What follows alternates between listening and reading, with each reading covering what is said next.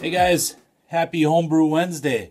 I guess Happy New Year too, by the way, since I kind of missed the last 2 weeks. But anyways, I figured I'd do a quick check-in.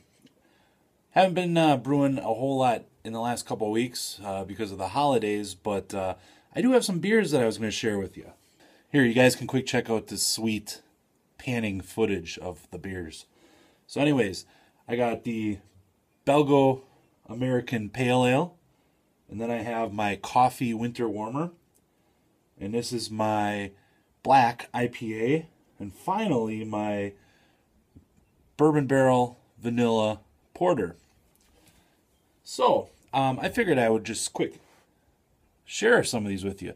So the Belgian American Pale Ale is a brew that I brewed with one of my Homebrew Club members, Mitch, before. And we decided to brew this again. We got... what does it have? Columbus and some Centennial, Citra, Simcoe, and I'm not sure what else in there, but it's a really tasty beer. You get the Belgian in there, you get the Simcoe, you get a little bit of citrusy in there. Really, really digging this beer. Now, the next one is a coffee warmer.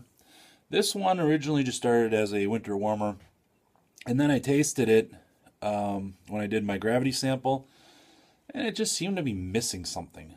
And for those of you guys that tried my SJ pour experiment, knows that I've been really digging coffee beers. So I made this a coffee beer, and how I did it is I used, I don't know, like 4 ounces of coffee, and I think it was just some Starbucks coffee that I had sitting around, and actually it might have been the stuff left over from SJ's. But anyways, I cold crashed it. So overnight, I cold crashed it. The next morning, I threw in, I think it was like 4 ounces of coffee, and let it sit until the next morning, and then I kegged it off. And you can see it's kind of a nice brown, where those of you guys that got my supposed brown ale with the SJ experiment knows that it was more black. So this came out nice and brown, so that at least got down. I still got a really good, strong coffee nose. Everybody that's had this is like, wow, it's like walking in a Starbucks, and I'm like, uh-huh. And it coffee, the flavor, it's not overpowering. It's I think I hit something. Next time I do a coffee beer, I'm going to change up the kind of coffee that I'm using. But this was really good. All right, next I'm really excited for. This is my black IPA. Actually, it's Maine Brew Guy's Black Betty 2.0 recipe with some tweaks, my tweaks. I threw in a little bit of wheat. I think I threw a pound of wheat in. Other than that, the grain bill is pretty much the same, I believe. The hops I completely changed up. I did Columbus bittering, and then I did Centennial and Mosaic at 15 and flame out. And then in dry hop, I did an ounce of Citra, ounce of Simcoe, I believe. You can see it's kind of a really dark brown, kind of a off-white, light tan head. The nose on this is nice floral citrus. Love the nose. You get the citrus, you get the floral, and then you get some roasty. That's what I get off this beer. It's very drinkable. I'm not minding drinking this one at all.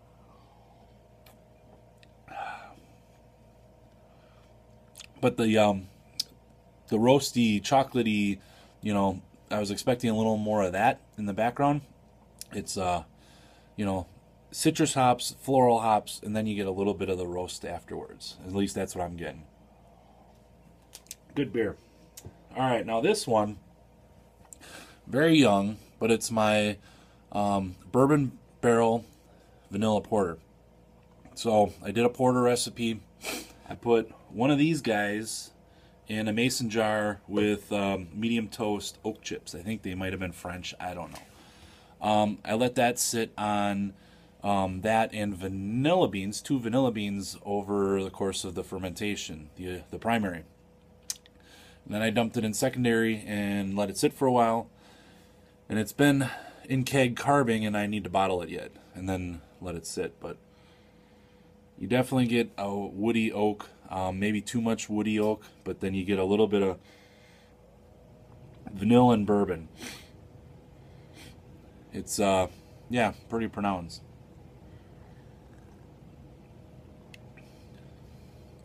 You know, even now it's since the last time I tried it, it's kind of mellowed down. You do get the wood, or the wood. You do get the oaky flavor. You get the vanilla, the bourbon. I get more of the bourbon in the smell than really the taste. It's a little bit sweet.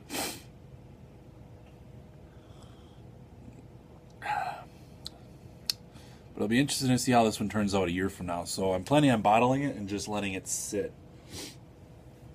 What else? I got an American barley wine. That's kind of sitting, and I need to bottle that one too. And I'll be doing an American stout and a Maibach. And that's for our club competitions coming up in spring. So that's kind of what I got going on right now. I have two kits that I've been kind of sitting on. I got a good deal on them, and one's a holiday spiced ale, which I just didn't get around to brewing for Christmas, so I don't know what I'm going to do with that one yet, but that's what I've been brewing. I do want to address, I guess, a couple of things, and we're going to go back to the brewery to do that.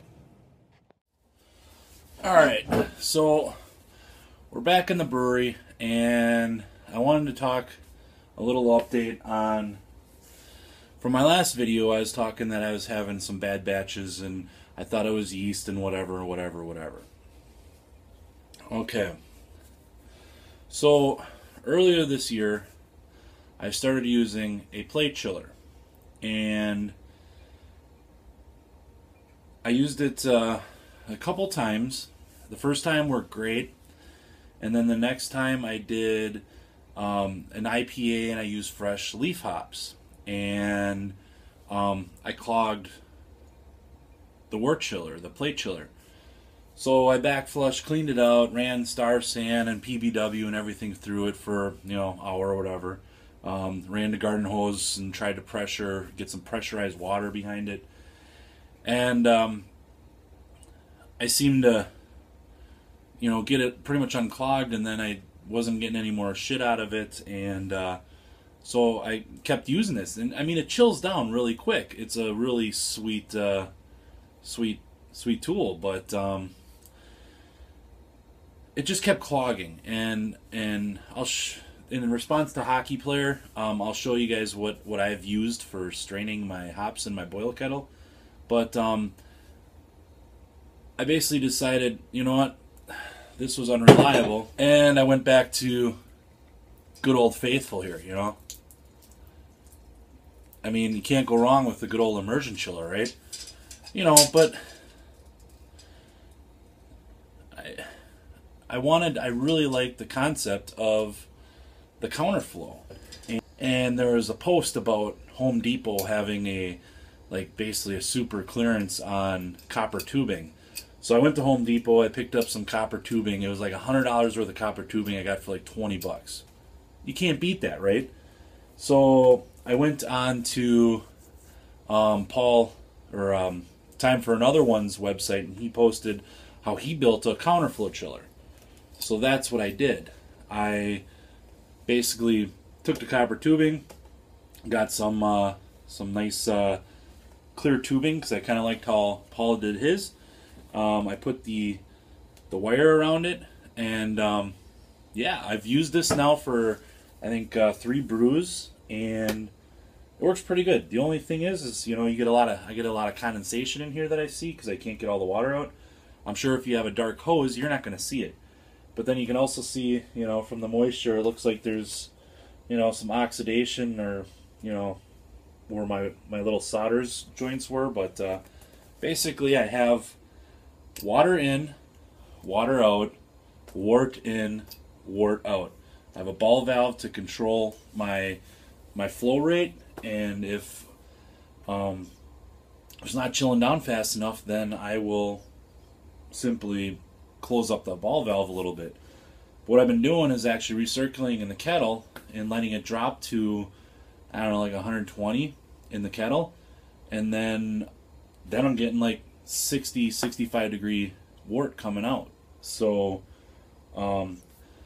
that's also been helping with some of the hop, because I'm doing a whirlpool, and it's piling up all the trub and stuff right in the middle, and I'm not sucking up as much in here. So that's been helping out too.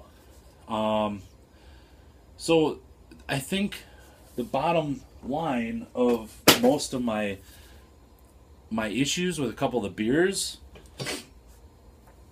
is I cleaned this out. I ran PBW through this for like 4 hours, 2 hours one way, 2 hours another way, and there's still stuff in here. I can't take this apart to clean it. So for me, I'm not using this, you know. I tried cleaning it out, but you look in it and you try flushing out, and you still get some garbage out of it every once in a while. At least with the copper tubing, even though I can't see in there, I'm pretty confident that you stick your immersion chiller in some Star Sand, and it comes out nice copper clean like a penny. And as long as I circulate through and run some PBW and Star Sand through, I'm confident that I'm going to get all of the crap out of my immersion, my counterflow chiller. Where this, everything's so tight and small in here, stuff gets jammed up in here. Where I got 1/2-inch tubing going through my counterflow, I'm pretty confident that I can flush that out. So the other question I got from a hockey player, because he bought the electric brewery hop filter or hop sock or whatever you want to call it for his boil kettle.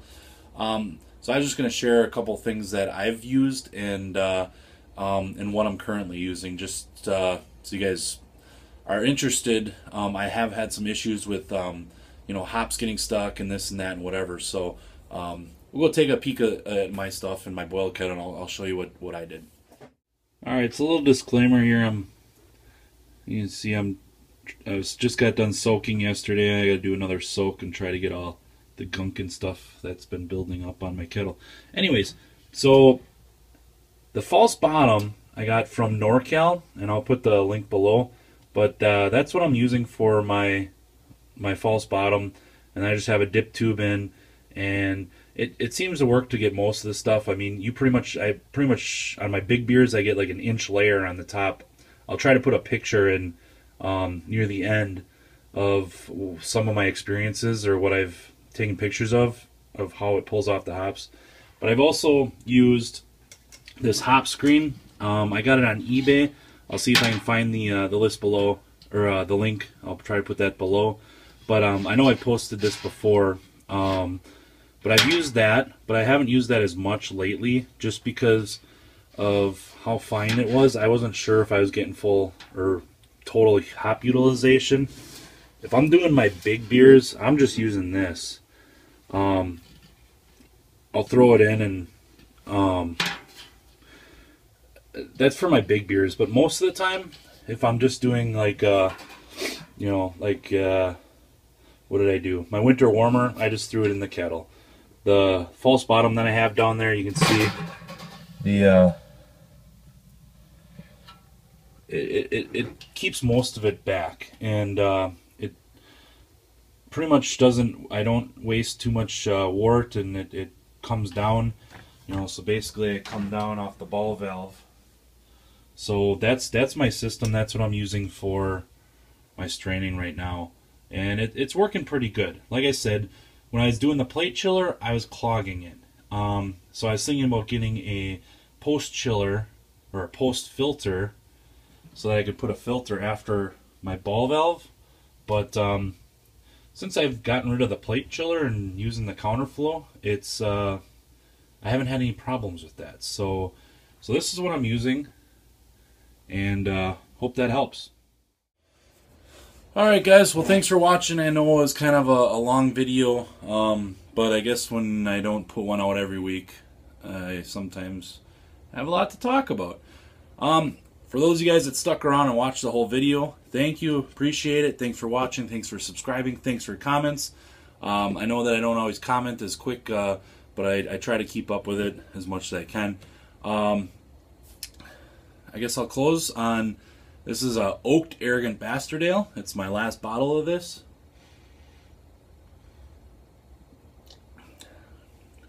It's a little bit old, so you know, you kind of get that where the beer's fading off, you know, but you still get the oakiness, you still got the Arrogant Bastard Ale taste. So with that, guys, thanks for watching, thanks for all my new subscribers. Be continuing to try to post videos and I guess share some of my experiences and my projects and my brews. So keep watching, and I'll keep putting some stuff out. And I generally don't put out Homebrew Wednesdays every single week. Just I don't find I have as much to talk about, so I'd rather put out a video, you know, Homebrew Wednesday once a month or something like that, just to say, hey, what's up, and here's kind of what I got going on. If I have something special, I'll put out something, but other than that, it's about once a month, and then I'll post some other videos in between if I get time and everything. So everybody, thanks for watching. Cheers, happy Homebrew Wednesday, and we'll see you next time.